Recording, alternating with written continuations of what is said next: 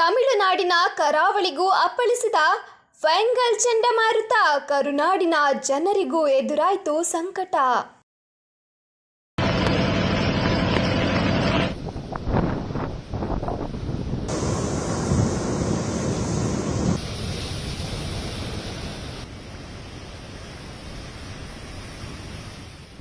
ನಮಸ್ಕಾರ ವೀಕ್ಷಕರೇ, ಪ್ರಜಾಶಕ್ತಿ ನ್ಯೂಸ್ಗೆ ಸ್ವಾಗತ. ನಾನು ಸೋನಾ ನಾಯಕ್. ತಮಿಳುನಾಡಿನ ಕರಾವಳಿಯ ಫೆಂಗಲ್ ಚಂಡಮಾರುತ ಶನಿವಾರ ಅಪ್ಪಳಿಸಿದ ಪರಿಣಾಮ ಚೆನ್ನೈ ನಗರವೂ ಸೇರಿದಂತೆ ತಮಿಳುನಾಡಿನಾದ್ಯಂತ ಭಾರೀ ಮಳೆಯಾಗುತ್ತಿರುವುದು ಕಂಡುಬಂದಿದೆ. ತಮಿಳುನಾಡಿನ ಫೆಂಗಲ್ ಚಂಡಮಾರುತದ ಎಫೆಕ್ಟ್ ಕರುನಾಡಿಗೂ ಕೂಡ ತಟ್ಟಿದೆ. ಇದರ ಪರಿಣಾಮ ರಾಜ್ಯದ 14 ಜಿಲ್ಲೆಗಳಿಗೂ ದಿನಾಂಕ 2ರಿಂದ 4ರವರೆಗೂ ವ್ಯಾಪಕ ಹಾಗೂ ಭಾರೀ ಮಳೆಯಾಗುವ ಕಾರಣ ಹವಾಮಾನ ಇಲಾಖೆ ಯೆಲ್ಲೋ ಅಲರ್ಟ್ ಅನ್ನು ಘೋಷಣೆ ಮಾಡಿದೆ. ಸೋಮವಾರ ಬೆಳ್ಳಂಬೆಳಗ್ಗೆಯಿಂದಲೇ ಕೆಲವು ಜಿಲ್ಲೆಗಳಲ್ಲಿ ಜಿಟಿ ಮಳೆಯಾಗುತ್ತಿರುವ ಕಾರಣ ಬೆಂಗಳೂರು, ಮೈಸೂರು, ಕೋಲಾರ, ಚಿಕ್ಕಬಳ್ಳಾಪುರ, ಮಂಡ್ಯ ಜಿಲ್ಲೆಗಳಲ್ಲಿ ಶಾಲಾ ಕಾಲೇಜುಗಳಿಗೆ ರಜೆಯನ್ನು ಘೋಷಣೆ ಮಾಡಲಾಗಿದೆ.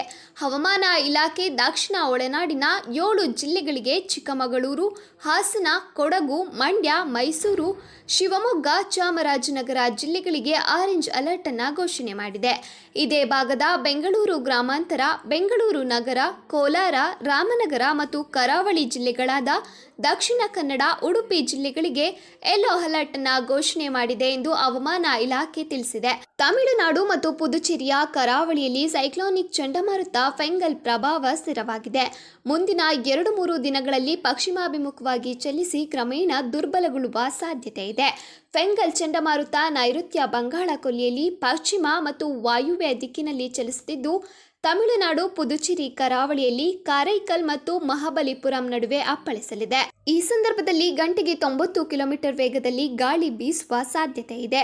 ಕೆಎಸ್ಎನ್ಡಿಎಂಸಿ ಮತ್ತು ಭಾರತೀಯ ಹವಾಮಾನ ಇಲಾಖೆಯ ಪ್ರಕಾರ ಬೆಂಗಳೂರಿನಲ್ಲಿ ಉತ್ತಮ ಮಳೆಯಾಗಲಿದೆ. ಆದರೆ 20.6 ಡಿಗ್ರಿ ಸೆಲ್ಸಿಯಸ್ಗೆ ತಾಪಮಾನ ಕಡಿಮೆಯಾಗಲಿದ್ದು ಚಳಿ ಹೆಚ್ಚಾಗಲಿದೆ ಎಂದು ಹವಾಮಾನ ಇಲಾಖೆ ತಿಳಿಸಿದೆ.